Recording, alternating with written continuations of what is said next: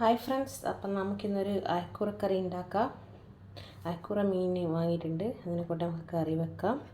അപ്പോൾ അയക്കൂറയൊക്കെ മുറിച്ച് വെച്ചിട്ടുണ്ട്. ഇനി അതിലേക്ക് ആവശ്യമായത് ഒരു തക്കാളി, 4 പച്ചമുളക്, ഇഞ്ചി അരിഞ്ഞ് വെച്ചിട്ടുണ്ട്. ഇനി നമുക്ക് തേങ്ങ അരക്കണം. അതിന് വേണ്ടി മിക്സിയുടെ ജാറിൽ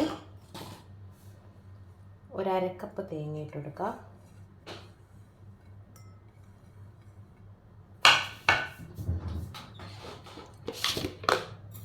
ഇതിലോട്ട്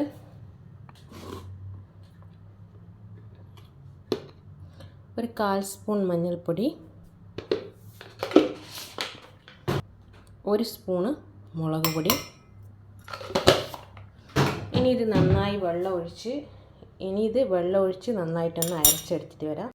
ഇപ്പം നമ്മുടെ തേങ്ങയൊക്കെ അരച്ചെടുത്തിട്ടുണ്ട്, ഇതാ കണ്ടില്ലേ. ഇനി നമുക്ക് ചട്ടി എടുത്തിട്ട്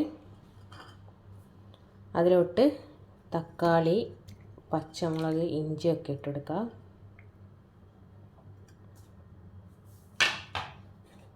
അതിനുശേഷം ഈ അരച്ച് വെച്ച തേങ്ങയും കൂടി ചേർക്കാം.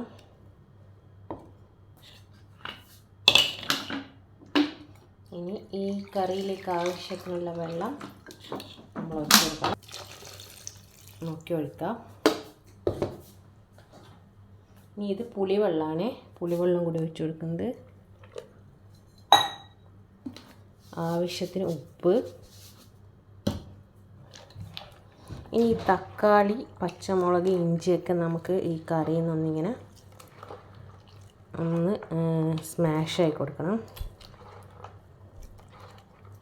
കൈ കൊണ്ട് തന്നെ ചെയ്യുക, സ്പൂണ് വെച്ചിട്ടൊന്നും ചെയ്യണ്ട.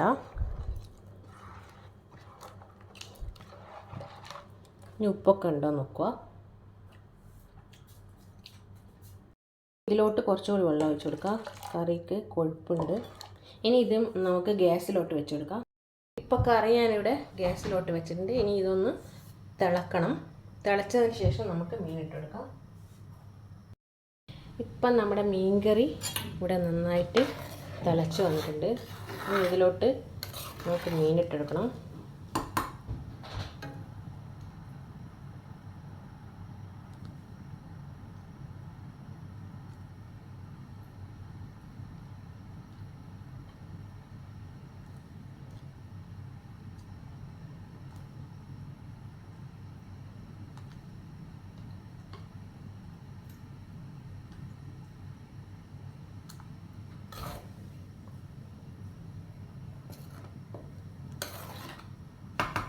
ഇനി ഇതിൽ കിടന്ന് മീൻ കഷ്ണങ്ങളൊക്കെ നന്നായി വേവട്ടെ, അത് കഴിഞ്ഞ് വരാം.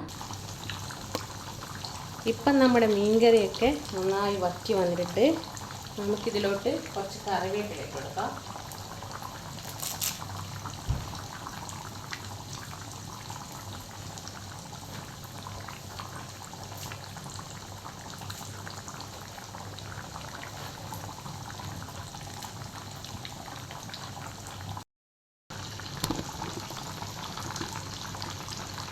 അപ്പം നമ്മുടെ അയക്കൂറക്കറി ഇവിടെ റെഡി ആയിട്ടുണ്ട്.